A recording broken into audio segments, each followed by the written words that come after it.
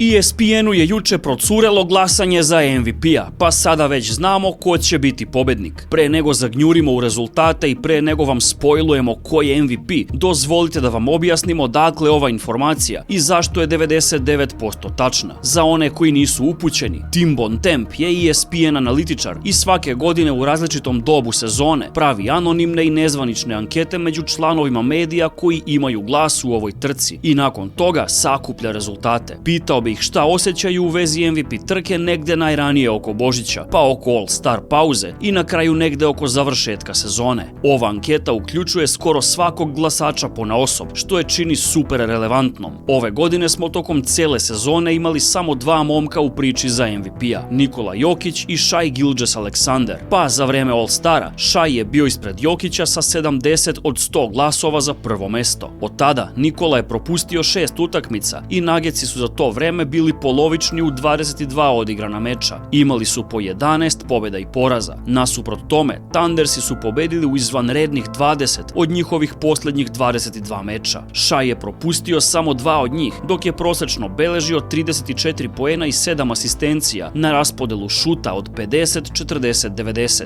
I to nas dovodi do posljednje ankete u sezoni. Ono što ćete sada vidjeti je 99,9% tačno. Pa, evo ga, vaš najkorisniji igrač za sezonu 24-25 je Shai Gilgeous-Alexander. Vidite da je njegovo vodstvo očigledno i 77 od 100 glasača je njega rangiralo kao broja 1, što znači da bi se trebao desiti neki ludi preokret događaja da bi glasači promenili mišljenje i promenili redosled kada zvanično budu popunjavali svoje glasačke listiće. Ovo će Shaiu biti prva MVP nagrada koja dolazi u njegovoj 7. sezoni u ligi, nakon što i prošle godine bio u trci sa Jokićem. I pored toga što je moje mišljenje da je Nikola čista, suva definicija šta bi jedan MVP trebao predstavljati, Aleksander je tokom cele godine bio izuzetan. A ovo nisu najšokantnije vesti koje su juče došle iz Hoop Collective podcasta. Poslušajte samo ovo. Kobe White, who was named Eastern Conference Player of the Month, played in Oklahoma City on Monday night, and Dort was on him, and he went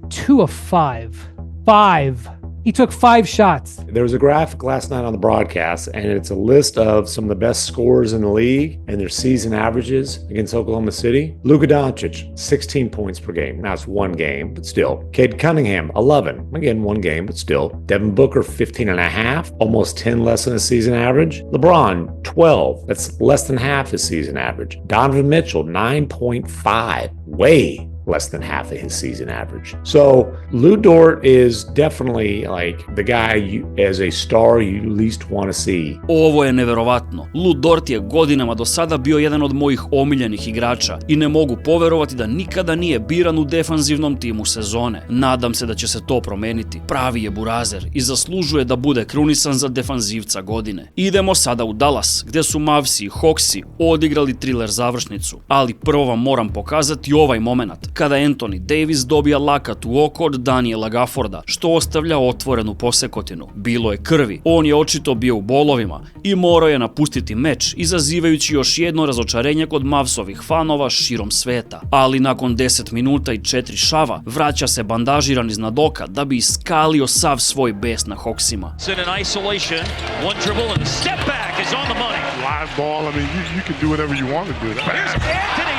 Running the floor, that was really well executed. Anthony Davis, Gafford screening, Davis shooting, yes sir! Davis sa 13 od svojih 34 poena u trećoj četvrtini preokreće meč, leteći visočije od Jastreba i u posljednjoj četvrtini. Lively running the floor, there's AD, hammers it home. Davis, okay, reaching high to the sky to grab it and finish it. Davis zapaljuje arenu i odvodi svoj tim na plus 12 sa 2 vezana alley-up zakucavanja. Ipak Atlanta od tog momenta pritišće jako i stvari ponovo čini zanimljivima. Get hot, stay hot. And here's our man, the minivan coming through. Out to Dyson, his 3-ball, that's good. Telling you that 3-ball will get you back, folks, on the bounce. Onyeka going up quickly and gets an and one. Hawksi smanjuju zaostatak na samo jedan posed na 3 minuta do kraja, a comeback je bio kompletan kada je Daniels ostao skroz otvoren u uglu. Corner 3 for Dyson. Yes! Pa, sa minus 3 i manje od 50 preostalih sekundi, ko će iskočiti za Dallas? A Kongwu defending, a hand off the Clay, it's good! It's tied! Klay Thompson zakiva trojku za izjednačenje i rasplamsava publiku ponovo. A pogledajte samo odbranu Mavsa na sljedećem posedu. Trae Young. Martin defending it well. Loose ball. What a play by Martin. Young got it back. Driving. Blocked. And cutting to the basket. Daniels underneath. He throws it off. Anthony Davis. It's picked up by Hardy. Anthony Davis blokira prvi Treov pokušaj, da bi onda skrenuo pas i obezbedio šansu za pobedu. Neverovatno. A govoreći o neverovatnom, And it's Anthony Davis driving. It's in there. 3.4 to go. It's not a walk-off yet, but it's a 2-point lead. Courtesy of AD. Davis ubada floater preko Okongwua da bi svoj tim odveo na +2 na 3 sekunde do kraja. Sve što im sada treba je jedna jedina posljednja odbrana. On and bring this one over the finish line. Into Young. Young with the ball. Young the step back three. No good. It's all over. Treov je šut kratak i Dallas uspeva da dobije prebitan meč u trci za play-in i na dobrobit svih svojih fanova. Ove je sezone njihovo srce već dovoljno propatilo. Vreme je bilo za nešto isceljujuće. Sa obojicom Gaffordom i Livelyem koji su se vratili u postavu i Anthonyem Davisom mogli bi sada iznenaditi neke ekipe i možda se čak i dokopati tog 8. mesta na kraju. A bitka između Knicksa i Cavsa u Clevelandu je također bila tesna. To Allen gathers action. Glass on the reverse. They've done well. Oh, Towns throws it down. Utakmica je bila izjednačena sve do ovog trenutka u trećoj četvrtini, gdje su Cavsi pokazali zašto su najbolji tim istoka. Garland, another floater. Garland with 13. Holy, beautiful feet inside for Thurl. There's that playmaking from Evan Mobley. Dangerous pass stolen by Okoro. And Okoro throws it down. Serija od 8-0 predvođena Okorom za okončavanje četvrtine sa +6, ali nisu se tamo zaustavili jer su na startu četvrte samo povećali vodstvo još više. Mobley for three. Jinx. Mitchell turns, shoots, got it. A kad su već stigli do dvocifrene prednosti, Cavsi su samo nastavili da mlate. Jarrett Allen je stavio uzvičnik kada je ukrao loptu i stuštio se po otvorenom terenu. Allen with the steal. Jarrett Allen finishing touches on another dominant home win for the Cavaliers. Nakon meča se šalio u vezi svog pokušaja zakucavanja. You know, honestly, I was telling them I wanted to look like Bron trying to bring it back. I looked at the replay, nothing close. Kako god, moji su Knicksi ovim porazom pali na groznih 0-8 protiv top 3 timova lige, Oklahome, Clevelanda i Bostona, sa Jaylenom Brownom koji je konačno spreman za košarkaške aktivnosti i nadanom povratku u sljedećih nekoliko utakmica. Nadamo se bar dužoj seriji u play-offu. A aktuelni su prvaci gledali kako da ugrabe 10. vezanu pobedu kući protiv Majamija, ali vrelina ih je opekla. Wow!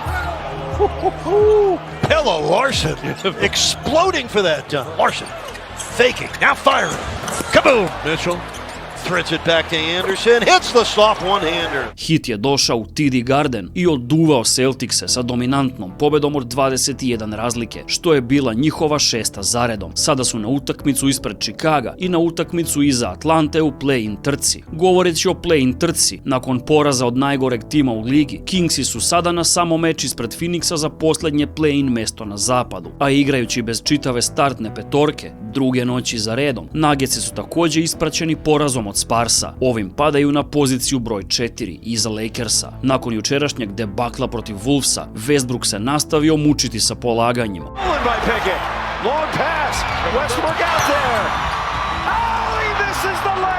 Neverovatno. Kako veteran sa 17 godina službe i bivši MVP promašuje ove stvari. Jednostavno ne mogu da poverujem. Srećom po njega, Jokić je bio na klupi, pa ovoga puta nije imao šta uprskati. Ali ako niste vidjeli šta je uradio u posljednjim sekundama duplog produžetka protiv Minnesote, sve sam vam to pokupio upravo ovde. A ukoliko vam se dopada naš sadržaj na Hit Check kanalu na srpskom jeziku, kliknite subscribe na ovaj naš kanal i pomozite nam da dostignemo 1000 subscribera. Čujemo se u sljedećem videu. Peace out!